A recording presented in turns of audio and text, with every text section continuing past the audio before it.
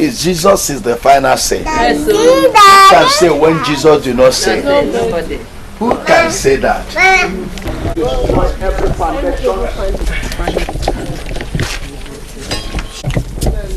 have to say this too.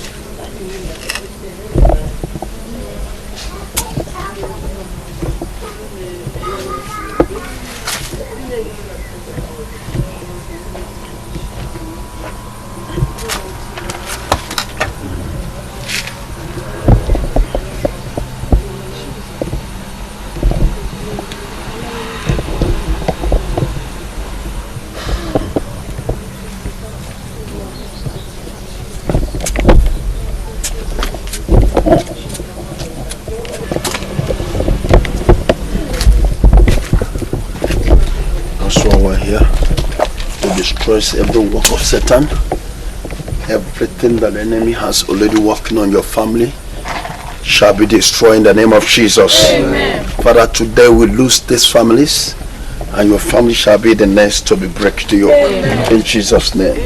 Amen. Big man.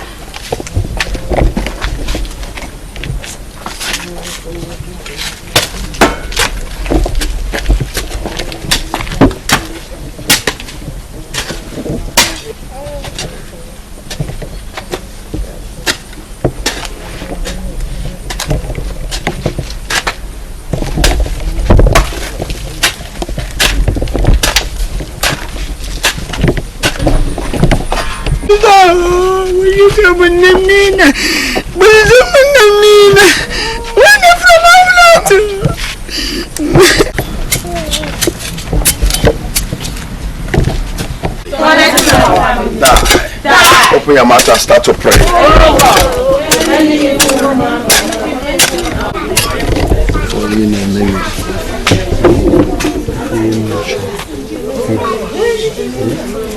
Ici de chaîne pour la bouche.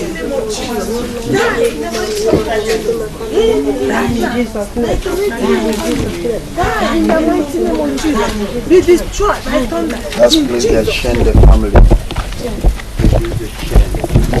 Chain the family. With the iron on your coolie.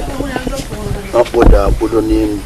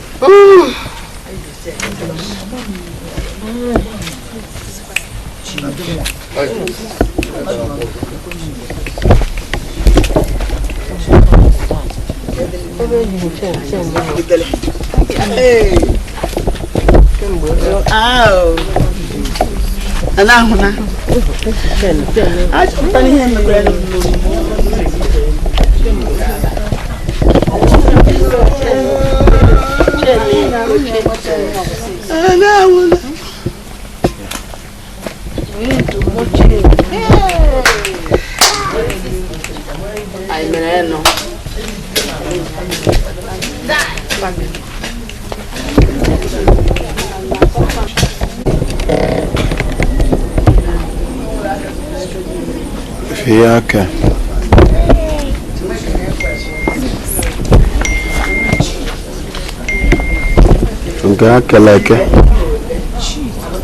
Funka like a chef caseke. Casset share. Nenka Hatin. Just wake a family. If you are naked, she a kish. If you are cashier and a cashier.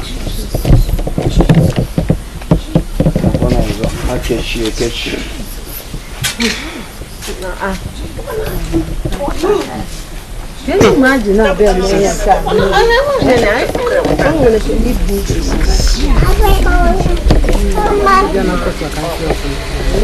Mommy, concentrate again.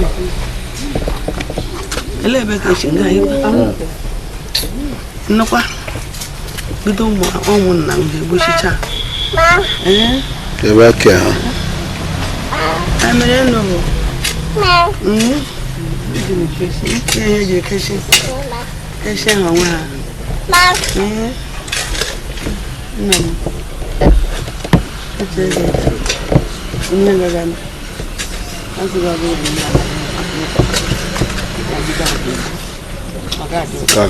Black power.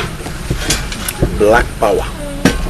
God, the one and a family garden now steady. Black power. Because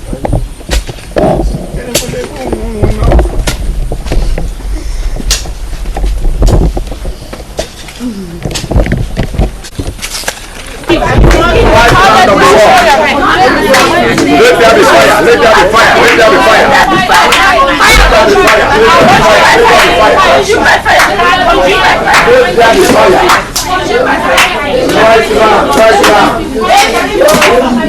fire.